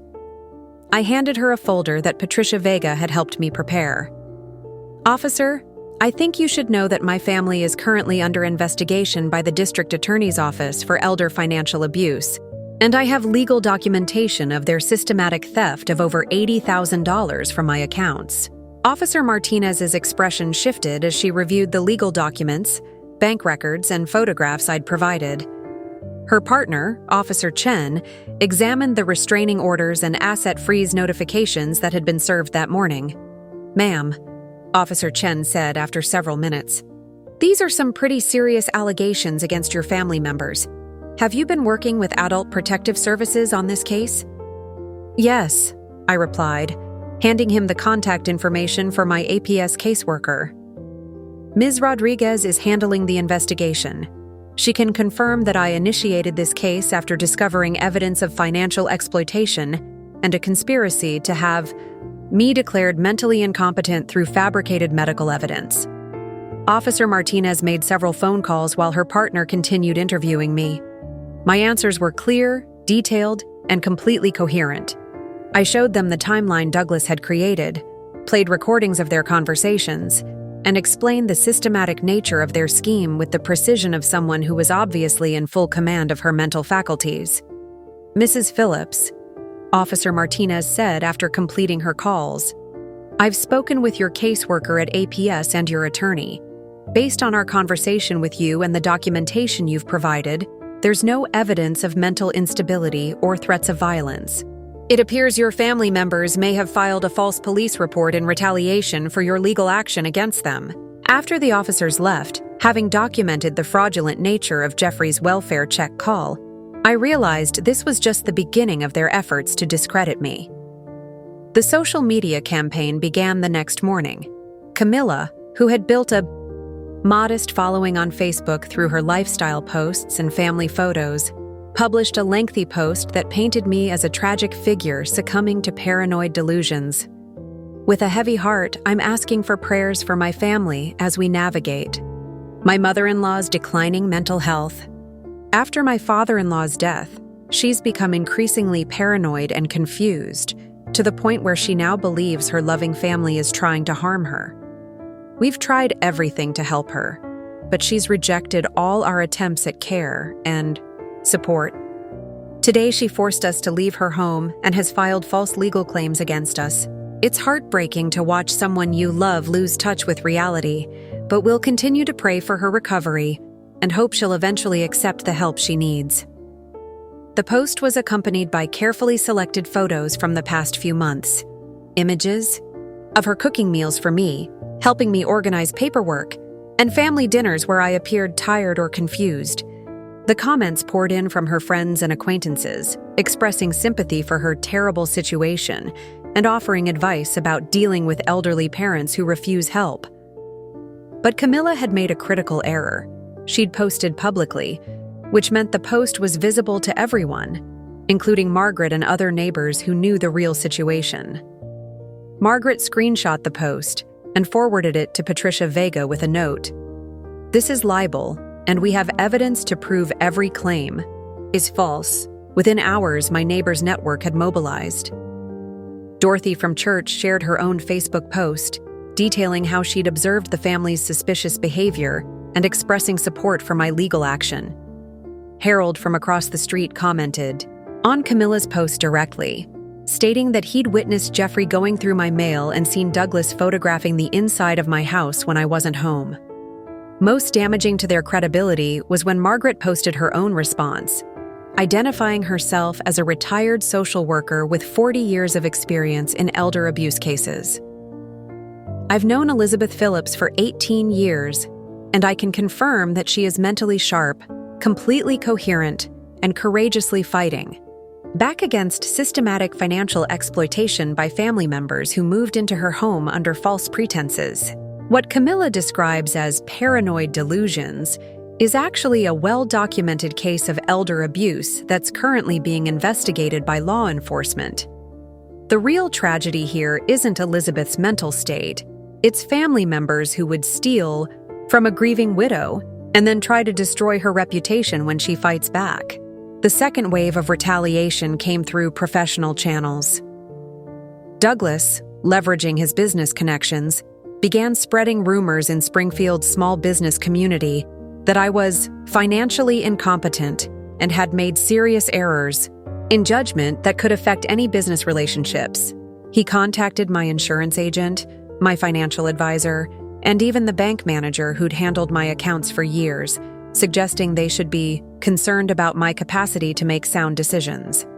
This backfired spectacularly when Patricia Vega sent cease and desist letters to each person Douglas had contacted, along with copies of the legal documentation proving his criminal activity. My bank manager, Mr. Peterson, called me personally to apologize for Douglas's inappropriate contact and to assure me that my accounts were secure and properly protected. The most vicious attack came through Jeffrey's attempt to manipulate my medical care. He called my longtime physician, Dr. Williams, claiming to be concerned about Mom's rapid mental decline and requesting an urgent psychiatric evaluation.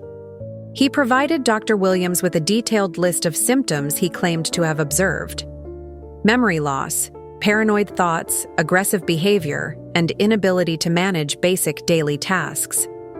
Dr. Williams, who had been my doctor for 12 years, was professionally obligated to take such concerns seriously. He called me directly to schedule an appointment, his voice carrying the careful tone doctors use when they're worried about a patient's cognitive state. "Elizabeth," he said when I came in for the appointment, "Jeffrey called with some concerns about changes in your behavior and thinking. I'd like to do a comprehensive evaluation to make sure everything is okay."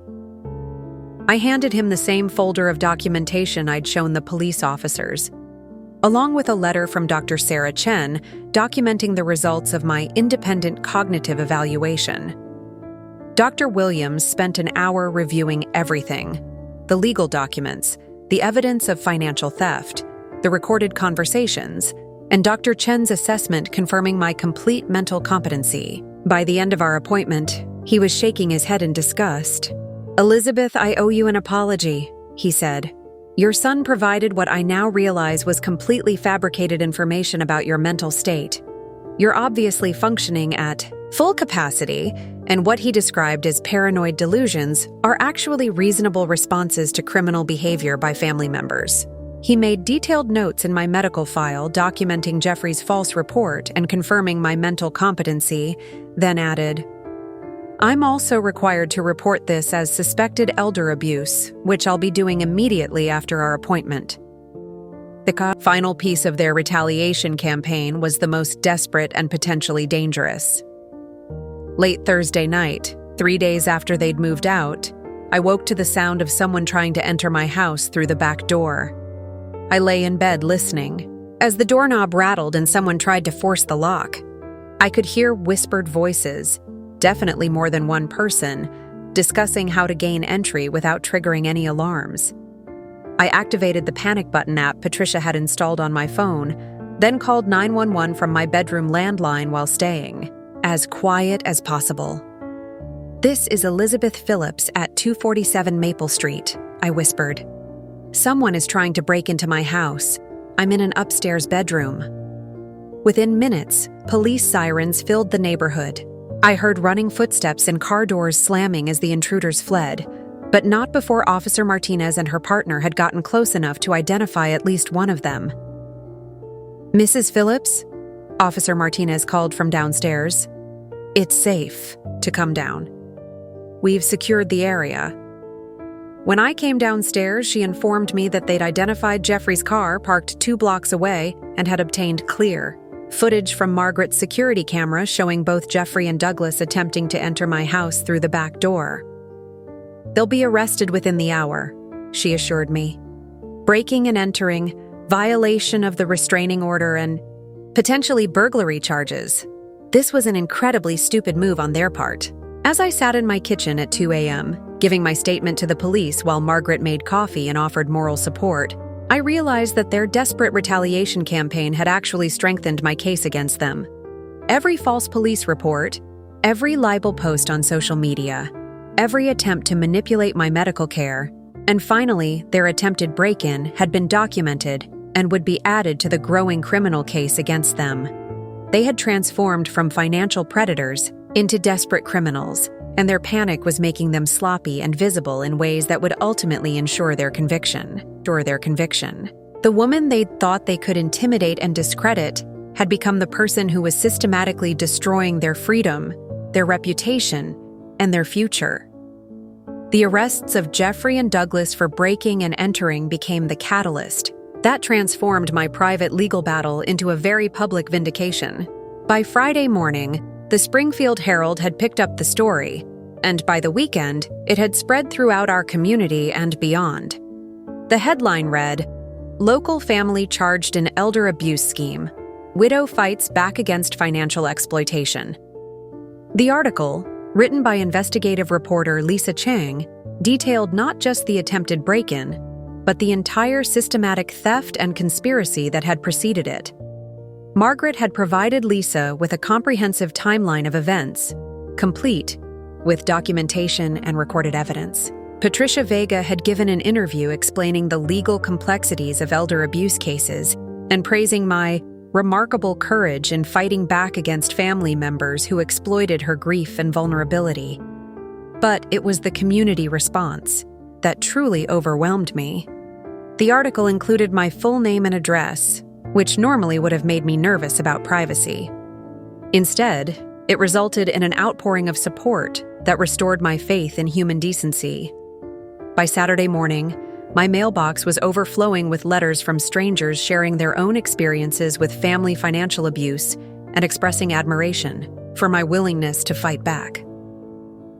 Dorothy organized a support gathering at our church, which drew over 50 people who wanted to hear my story firsthand and offer assistance. Many were elderly community members who'd had their own experiences with financial exploitation, but others were younger people who'd witnessed similar situations with their own parents or grandparents. "Elizabeth," said Mrs. Patterson, an 80-year-old woman I'd known casually for years, "my nephew tried something similar with me 5 years ago. I was too ashamed to fight back, and I lost almost everything. Seeing you stand up to your own family gives me hope that other people won't make my mistake." A local attorney named Michael Rodriguez attended the gathering and offered pro bono services to any community members dealing with similar situations. "Elder abuse is an epidemic," he explained to the group. "Cases like Elizabeth's, where the victim successfully fights back, encourage others to seek help instead of suffering in silence." The forensic laboratory results came back the following Tuesday, confirming what I'd suspected about the supplements and herbal teas. The vitamins Camila had been giving me contained diphenhydramine, a sedating antihistamine, at doses 3 times higher than recommended for elderly patients. The herbal tea packets contained valerian root and other natural sedatives that, when combined with the tampered vitamins, would have created the cognitive confusion they were documenting for their competency case. Dr. Sarah Chen called me personally with the results. "Elizabeth, what they were doing could have been extremely dangerous for someone your age. Those dosage levels could have caused falls, memory problems, and even cardiac issues. This wasn't just financial abuse. It was chemical abuse designed to make you appear mentally incompetent." Patricia Vega immediately added these findings to the criminal case, and the charges against all 4 family members were upgraded to include elder abuse with bodily harm and conspiracy to commit fraud through chemical impairment. The story gained national attention when it was picked up by a network news program focused on consumer protection issues. The segment, titled Fighting Back: One Widow's Battle Against Family Financial Predators, featured interviews with me, Patricia, and Dr. Chen, along with expert commentary on the growing problem of elder financial abuse. I was nervous about appearing on television, but Patricia encouraged me to share my story. Elizabeth, your visibility helps other victims realize they're not alone and that fighting back is possible. You're becoming a voice for people who think they have no options. The interview went better than I'd expected. The reporter, Sarah Martinez, was respectful and thorough, focusing on the systematic nature of the abuse and the importance of recognizing warning signs. When she asked how I'd found the courage to fight back, I surprised myself with my answer. I realized that letting them destroy me wouldn't honor Walter's memory or protect other people from experiencing what I went through. Sometimes love means setting boundaries, even when those boundaries hurt people you care about. The community response to the television segment was extraordinary. I received calls and letters from across the country, from other elder abuse survivors, from adult children who'd discovered similar schemes targeting their parents, and from professionals working in elder care who wanted to use my story as an educational tool. Local businesses began reaching out with offers of support. The Springfield Community Bank, where I'd been a customer for decades, publicly commended my courage in exposing financial fraud and announced new educational programs about elder financial protection. My longtime insurance agent wrote a letter to the newspaper praising my clear thinking and decisive action in protecting her assets. Even more meaningful was the response from my neighbors and friends. Harold from across the street brought over a casserole and stayed for coffee, sharing his own observations about my family's suspicious behavior during their months in my house. Elizabeth, I'm embarrassed to admit I should have said something sooner, he confessed. I saw Jeffrey going through your mail, Douglas taking pictures of your house when you were out, and those big trucks loading up furniture when you weren't home. I thought it was odd, but I didn't want to interfere in family business. You couldn't have known, I assured him. They were very skilled at making their exploitation look like normal family care. Margaret's role in supporting me became public knowledge, and she was interviewed by the local newspaper about recognizing signs of elder abuse. Her professional perspective added credibility to my case and helped educate the community about warning signs they might observe in their own neighborhoods. The isolation is always the first red flag, she explained to the reporter. Abusers cut off their victims from outside support systems, so no one can validate the victim's perceptions or offer alternative perspectives. Elizabeth's family systematically discouraged her social connections while positioning themselves as her only source of help. The legal proceedings accelerated as the publicity generated additional evidence.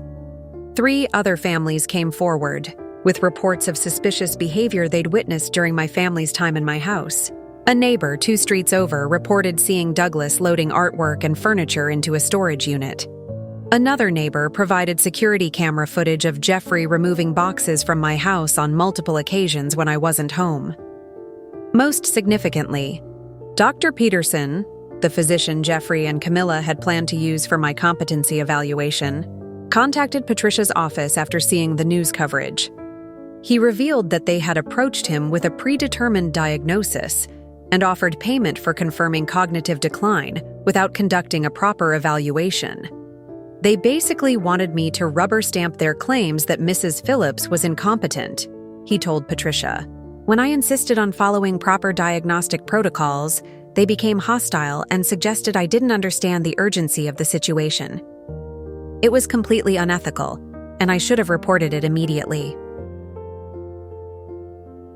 The district attorney's office announced that they were treating the case as a major financial crime, with potential connections to other elder abuse schemes. Detective Maria Santos, who was leading the investigation, held a press conference stating that the systematic nature of the fraud suggested this might not have been their first attempt at elder exploitation. We're reviewing other cases involving these defendants to determine if there's a pattern of targeting vulnerable seniors, she announced. We encourage anyone who has information about similar situations to contact our office immediately. The most emotionally powerful moment came when Luna, Jeffrey's 17-year-old daughter, reached out to me through Margaret. The teenager had been largely silent during the months they'd lived in my house, but she'd apparently been more observant than anyone realized. Luna met me at Margaret's house, nervous but determined to share what she'd witnessed. "Grandma Elizabeth," she said, using a name she'd never called me before, "I want you to know that I knew what they were doing was wrong. I heard them planning everything, and I saw Dad going through your papers when you were asleep." She pulled out her phone and showed me text messages she'd saved between her parents discussing my gullibility and calculating how much money they could extract before I became suspicious. She'd also recorded several conversations on her phone, including one where Camila and Jeffrey laughed about how easy it was to manipulate me. "I wanted to warn you, but I was scared of what would happen to me if I told," she admitted, tears in her eyes. "I'm so sorry I didn't speak up sooner." I hugged this young woman who'd been caught in the middle of her parents' criminal scheme. "Luna, you were just a kid in an impossible situation.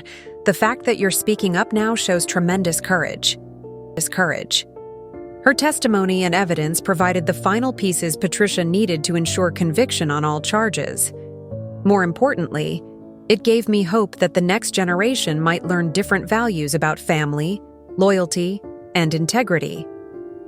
As I sat in my living room that evening, reading through dozens of supportive letters and reflecting on how much my life had changed, I realized that my family's betrayal had inadvertently connected me with a community of people I never would have met otherwise. Their attempt to isolate and victimize me had instead revealed the strength and support available to anyone willing to fight for justice and dignity. The lonely, grieving widow they'd targeted no longer existed. In her place was a woman who'd discovered that standing up for yourself sometimes means standing up for everyone who faces similar challenges. The truth hadn't just emerged, it had transformed into something larger than my individual case. It had become a beacon for other people who'd been made to feel helpless by those who should have protected them. 6 months after the arrests, I stood in the conference room of the Springfield Community Center, looking out at 47 people who had gathered for the first meeting of what we were calling the Elder Protection Network. The idea had grown organically from the overwhelming response to my story, and what started as informal conversations about financial safety had evolved into something much more significant.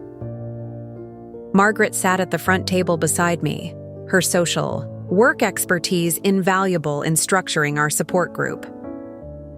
Patricia Vega had agreed to serve as our legal advisor, providing monthly educational sessions about recognizing and preventing elder abuse. Dr. Sarah Chen had volunteered to conduct quarterly wellness checks for any members who felt vulnerable to exploitation. When I first fought back against my family's theft, I began, addressing the group. I thought I was just trying to save my own life and dignity. I never imagined it would connect me with so many other people who'd faced similar challenges, or that we could create something positive from such a painful experience. The faces looking back at me represented stories I'd been hearing for months. Elderly people whose adult children had drained their savings, spouses who'd discovered financial infidelity after decades of marriage, and family members who'd recognized warning signs and intervened before exploitation could occur. Mrs. Chen, a 78-year-old woman whose daughter had stolen her Social Security benefits, raised her hand. "Elizabeth, how do you maintain relationships with family members who haven't been involved in abuse when you've had to cut ties with the ones who were?" It was a question I'd struggled with personally. Luna had maintained contact with me despite her parents' criminal actions, and I'd received a letter from one of Camila's twin boys expressing confusion about why Grandma was mad at Mommy. Navigating family relationships after exposing abuse was complicated, and emotionally exhausting. "I've learned that protecting yourself doesn't mean you stop loving people," I replied. "But love has to include boundaries, especially when someone has proven they'll exploit your care for them. I still hope Jeffrey and Camila will someday understand how their actions affected me, but I can't sacrifice my safety or dignity while waiting for that understanding." The group nodded with recognition. Most of them had faced similar decisions about maintaining relationships with family members who'd either participated in abuse or minimized its significance. Harold, my neighbor, had become an unexpected advocate for elder financial protection after witnessing my situation. He now regularly spoke at community events about recognizing warning signs in neighborhood situations. "The hardest part for me," he shared with the group, "was realizing I'd seen obvious signs of exploitation but didn't want to interfere in what I thought was family business. Now I understand that standing by while abuse happens makes you complicit in the harm." Our network had developed practical resources that were being shared with other communities dealing with similar issues. We'd created checklists for recognizing financial exploitation, template documents for establishing legal protections, and most importantly, a buddy system where members could check on each other regularly to prevent the isolation that makes abuse possible. The legal resolution of my case had exceeded everyone's expectations. Patricia's thorough documentation and the overwhelming evidence had resulted in plea agreements that included full restitution, significant jail time, and permanent restraining orders. Jeffrey received 2 years in prison for financial theft and conspiracy. Camila got 18 months for fraud and elder abuse. Douglas, as the primary architect of the scheme, was sentenced to 3 years, while Aria received probation and community service for her role in the chemical abuse. More importantly, I had recovered $127,000 of the stolen money, plus damages and legal fees. The financial impact of their theft had been largely reversed, though the emotional impact would take much longer to heal. But the most significant transformation in my life wasn't about the money or even the legal victory. It was about the sense of purpose I'd discovered in helping other people navigate similar challenges. The Springfield Community Bank had asked me to serve on their advisory committee for elder financial protection, helping them develop policies and procedures to identify potential abuse situations. I'd testified before the state legislature about the need for stronger elder abuse laws and better training for professionals who work with seniors. Most rewarding was the individual counseling I'd begun providing to other elder abuse survivors. Working with Patricia and Margaret, I'd learned how to help people recognize exploitation, document evidence, and build support systems for fighting back. My own experience had given me credibility with victims who'd been told they were imagining things or being paranoid by family members who were actually exploiting them. The thing about surviving abuse, I explained to the group that evening, is that it changes how you see yourself and what you're capable of. I spent months thinking I was a helpless widow who needed other people to manage her life. Now I know I'm someone who can recognize deception, gather evidence, build legal cases, and help other people do the same. Luna had started attending our meetings when she turned 18 and moved out of her parents' house. Her courage in testifying against her own family had been instrumental in securing their convictions, but it had also isolated her from most of her extended family. Our group had become her chosen family, providing the support and guidance her biological family had failed to offer. What I learned from Grandma Elizabeth, she told the group during one meeting, is that family isn't just about blood relationships. It's about people who genuinely care about your well-being and won't exploit your trust for their own benefit. She was now studying social work at the local community college, inspired by Margaret's career and motivated by her own experience with family dysfunction. Her plan was to specialize in adolescent counseling, particularly helping teenagers navigate situations where their parents were engaged in harmful or illegal behavior. The house that had been the center of so much conflict had become a source of peace and purpose. I'd converted Walter's former office into a resource center for our elder protection network, complete with legal references, educational materials, and secure filing systems for documenting abuse cases. The room where Douglas had planned my financial destruction now served as headquarters for helping other people prevent similar exploitation. I'd also made practical changes that reflected my new understanding of financial security. Patricia had helped me establish a trust that protected my assets while ensuring I maintained complete control over my finances. I'd created detailed documentation of my financial situation and legal preferences, preventing future confusion or manipulation.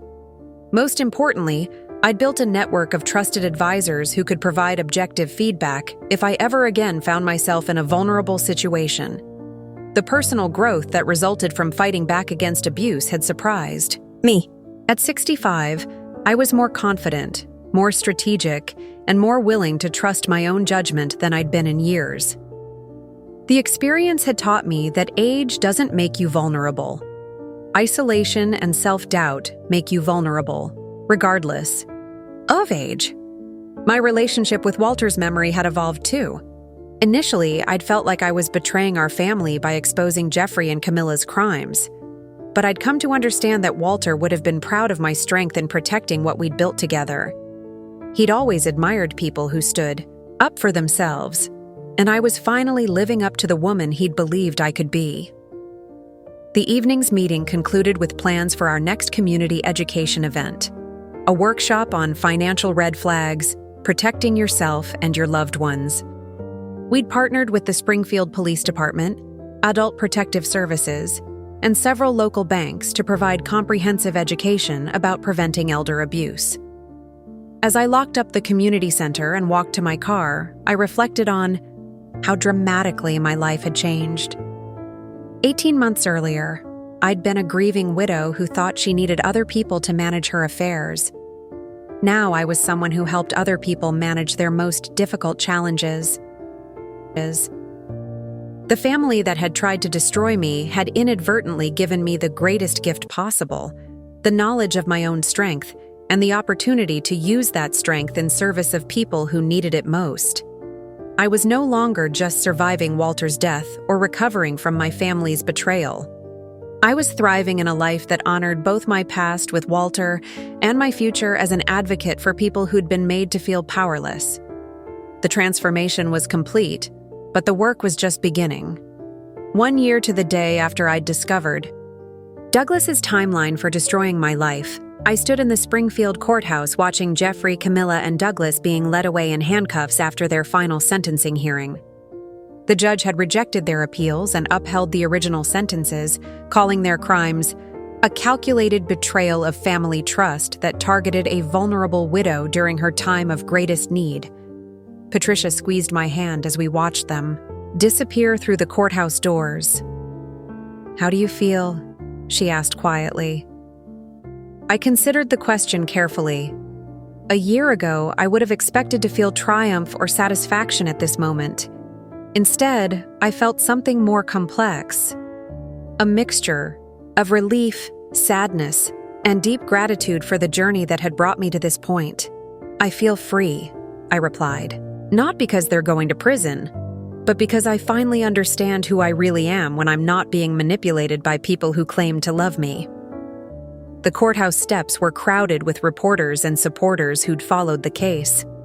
Margaret stood with Luna, both of them having provided victim impact statements that helped secure the maximum sentences. Harold was there with several other neighbors who'd become witnesses to the truth. Members of our Elder Protection Network had come to show solidarity and celebrate the conclusion of a case that had become a model for prosecuting family financial abuse. As we walked down the courthouse steps, I was approached by Detective Maria Santos, who'd led the investigation from the beginning.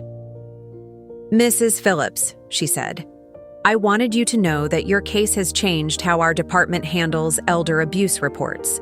We've implemented new protocols based on the evidence gathering, techniques you used, and we're training officers to recognize the warning signs you identified. It was gratifying to know that my experience was helping protect other people, but it also reminded me of how many victims never get the chance to fight back effectively." That evening, I sat in my living room with a stack of letters from people across the country who'd written to share their own stories of family financial abuse. Many had been inspired to take action after learning about my case, but others remained trapped in situations they felt powerless to change. One letter from a 72-year-old woman in Oregon particularly moved me. Dear Elizabeth, I've been reading about your case in the news, and I recognize so many similarities to my own situation. My daughter moved in last year after my husband died, and she's been taking money from my accounts while telling everyone I'm losing my memory. I want to fight back like you did, but I'm scared and don't know where to start. Could you help me? Understand how you found the courage to stand up to your own family? Letters like this had become the driving force behind my new life's work.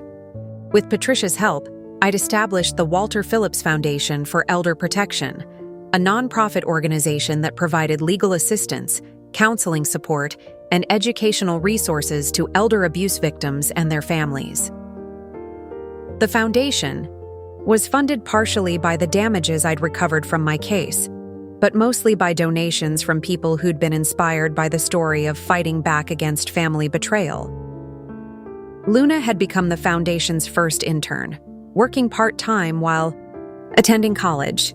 Her unique perspective as someone who'd witnessed abuse from within the family system made her particularly effective at helping other young people recognize and report exploitation of their grandparents or elderly relatives.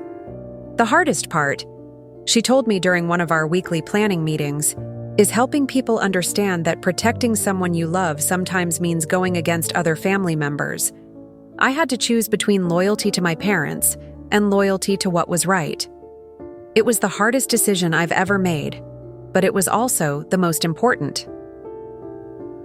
The foundation had already helped 43 families navigate elder abuse situations with a success rate that impressed even Patricia. We'd recovered over $800,000 in stolen assets, secured dozens of restraining orders and criminal convictions, and most importantly, helped elderly people regain confidence in their ability to manage their own lives. My own life had settled into a rhythm that felt both peaceful and purposeful. Mornings were spent managing foundation business, reviewing cases, coordinating with attorneys, and developing educational materials. Afternoons were often devoted to individual counseling sessions with abuse survivors who needed someone who truly understood what they'd experienced. Evenings were my own time, finally. I'd rekindled friendships that had been disrupted during the months when my family was isolating me. Dorothy and I had resumed our weekly coffee dates, and I'd joined a book club that met monthly at the library. I'd even started dating, something I never thought I'd do after Walter's death, though I was taking that very slowly and with complete transparency about my financial situation and legal protections. Margaret remained my closest confidant and co-leader of our community support network. Her professional expertise combined with my lived experience created a powerful partnership for helping other people navigate family abuse situations. You know what I admire most about your recovery? She told me during one of our evening walks around the neighborhood. You didn't just survive what happened to you, you transformed it into something that serves other people. That takes a special kind of strength. The house on Maple Street had become a symbol of resilience rather than victimization. I'd renovated the rooms that held painful memories, creating spaces that reflected my new life rather than my past trauma. Walter's former office was now bright and welcoming, filled with resource materials and comfortable seating for the people who came seeking help and guidance. I'd also made peace with Walter's memory in ways I couldn't have imagined during the dark months of my exploitation. I still missed him terribly, but I no longer felt like I was disappointing him by living differently than we'd planned. He'd always encouraged my independence and strength, qualities I'd rediscovered through the necessity of fighting for my survival. The financial security I'd worked so hard to protect was now being used exactly as Walter would have wanted, to help people who needed it most, and to ensure that our legacy would be one of service rather than selfishness. The money Jeffrey and Camila had tried to steal was instead funding legal representation for people who couldn't afford to fight back. against family exploitation. On quiet evenings, I often sat on the back porch where Walter and I used to plan our retirement together. The view was the same, but my perspective had changed completely. I was no longer planning a life of quiet comfort and gradual decline. Instead, I was living a life of active engagement with the world's problems and opportunities. The greatest gift my family's betrayal had given me was the knowledge that I was much stronger and more capable than I'd ever imagined. At 66, I was more confident, more independent, and more useful to my community than I'd been at any previous point in my life. Last month, I received a letter that perfectly captured what my journey had meant to other people. Dear Mrs. Phillips, I'm writing to thank you for showing me that it's never too late to fight for yourself. I'm 78 years old, and after seeing your story on the news, I found the courage to report my son's theft of my Social Security benefits. Because of your example, I got my money back. My son got the help he needed for his addiction, and I learned that being elderly doesn't mean being helpless. You saved my life by saving your own. As I folded that letter and placed it in the box where I kept similar messages, I realized that this was what healing looked like. Not forgetting what had happened or pretending it didn't matter, but transforming. Pain into purpose and isolation into community. The scared, grieving widow who'd been targeted for exploitation no longer existed. In her place was a woman who'd learned that sometimes the greatest act of love is refusing to let others destroy you, and that sometimes the most important thing you can do with your survival is help other people discover their own strength. Was living proof that it's never too late to reclaim your life, stand up for yourself, and become the person you were always meant to be. And every day, I had the privilege of helping other people discover that same truth for themselves. The new equilibrium wasn't just about recovering from abuse. It was about thriving in spite of it, and using that thriving to lift up others who were still fighting their way back to themselves. At 66, I was finally living the life Walter had always believed I was capable of, and honoring his memory by refusing to let anyone, family, or otherwise, convince me I was less than I truly was. Up next, you've got 2 more standout stories right on your screen. If this one hit the mark, you won't want to pass these up. Just click and check them out, and don't forget to subscribe. And turn on the notification bell so you don't miss any upload from us.